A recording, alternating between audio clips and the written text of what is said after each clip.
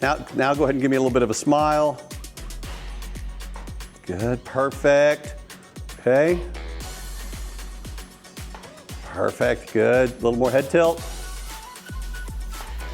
Good, awesome. That's perfect.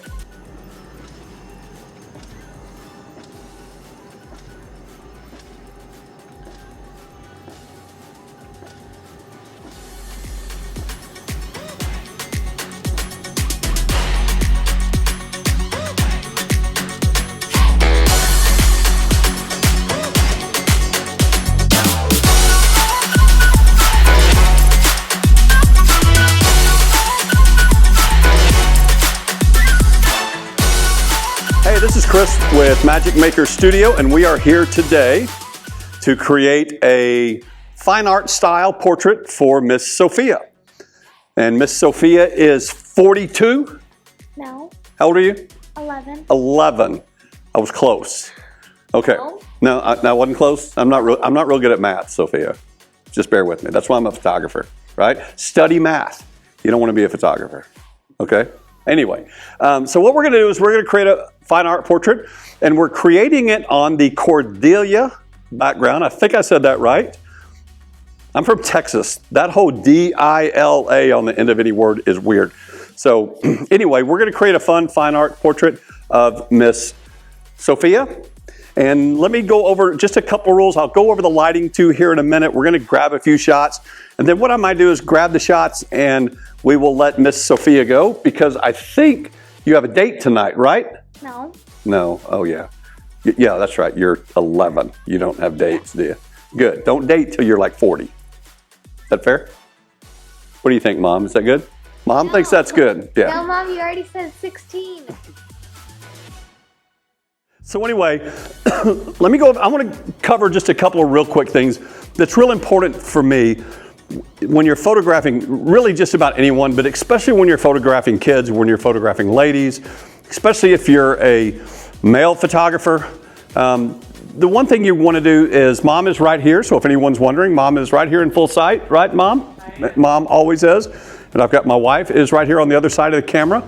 And the other thing that I always do is, as a photographer, you're always going to want to be adjusting things. And sometimes it's easier just to walk up and adjust a collar, because maybe you've got the subject in the perfect pose that you want, and if you ask them to fix the collar, then you know it's going to mess up where they are.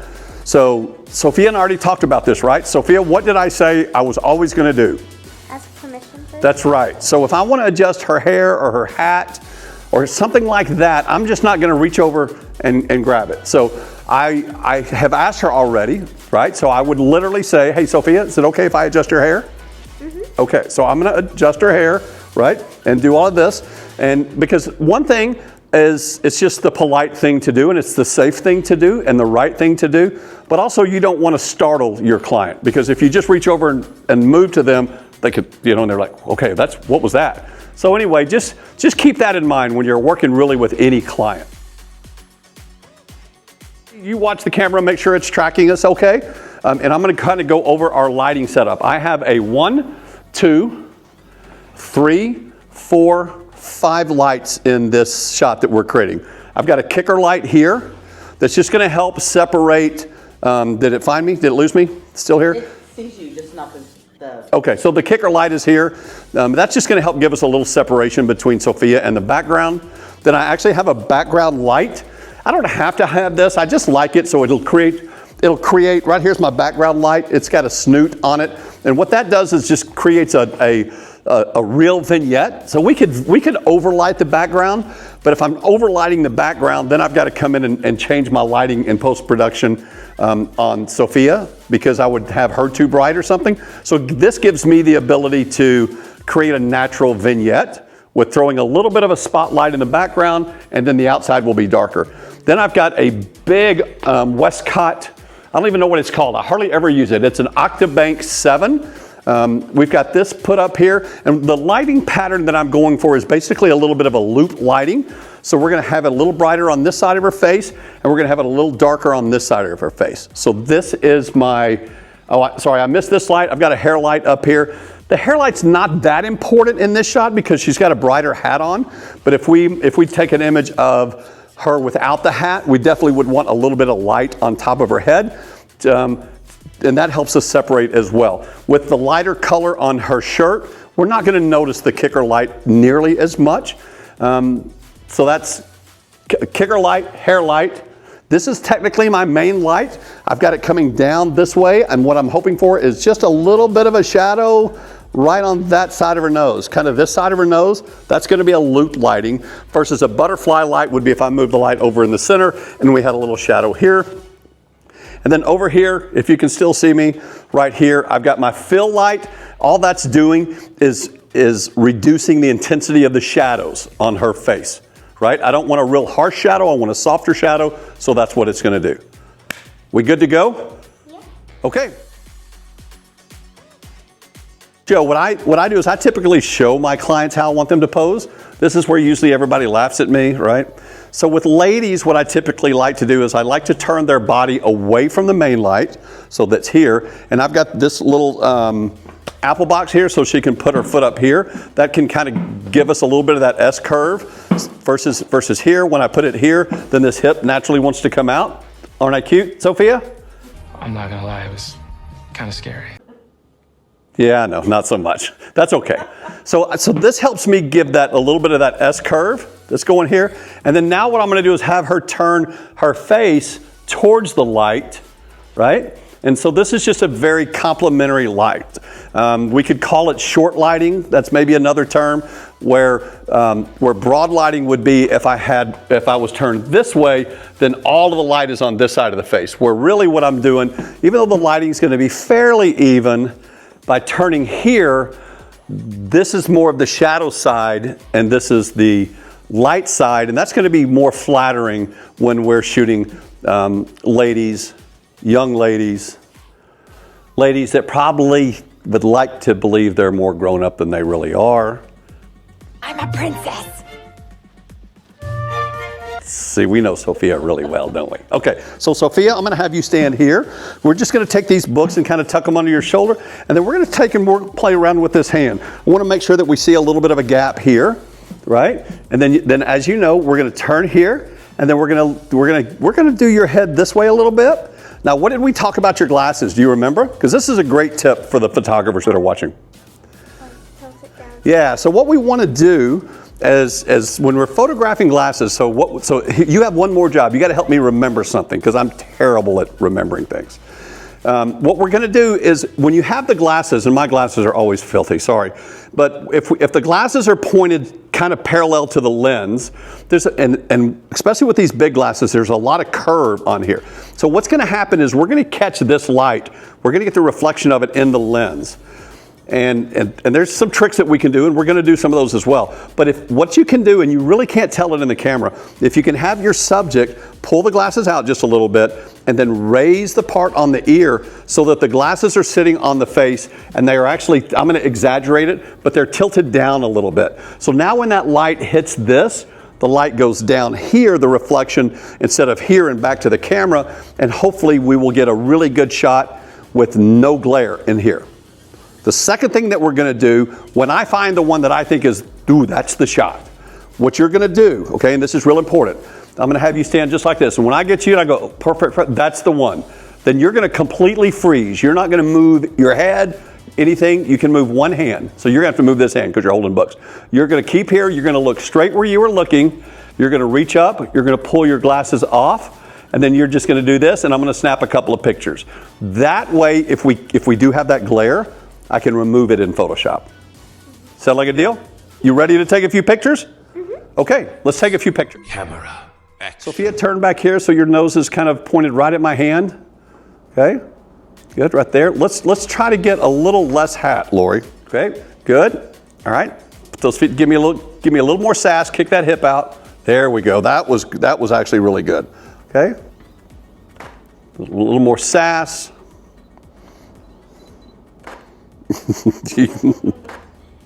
Very good. Looking right here. Looking right at the camera. Good. Perfect. That's good. I like that a lot. Okay. I'm digging this. Okay, let's get a couple without your glasses. Mom said she wanted some of those. Perfect. Okay, last one. Here, I'm going to zoom out and get a couple. Here we go. Yeah, that's great. I love it, Sophia. That is freaking gorgeous. Beautiful, beautiful, beautiful, beautiful. That now officially is a wrap. Good job. All right, so camera still follow me, I think. Is it? Yep. Okay, Sophia, good job. This is a beautiful model. Is this your first modeling session? Yeah. All right. So I wouldn't hold out hopes for a big check. Okay. So anyway, Sophia did great. Mom did great. Time for you to go celebrate. Tell Mom I said it was okay for an ice cream. Okay. All right, there we go. Okay, everybody. That's a wrap.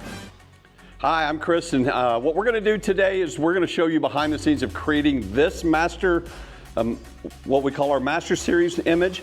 And we've done this on an incredibly beautiful background through Intuition. It is called the Cordilla.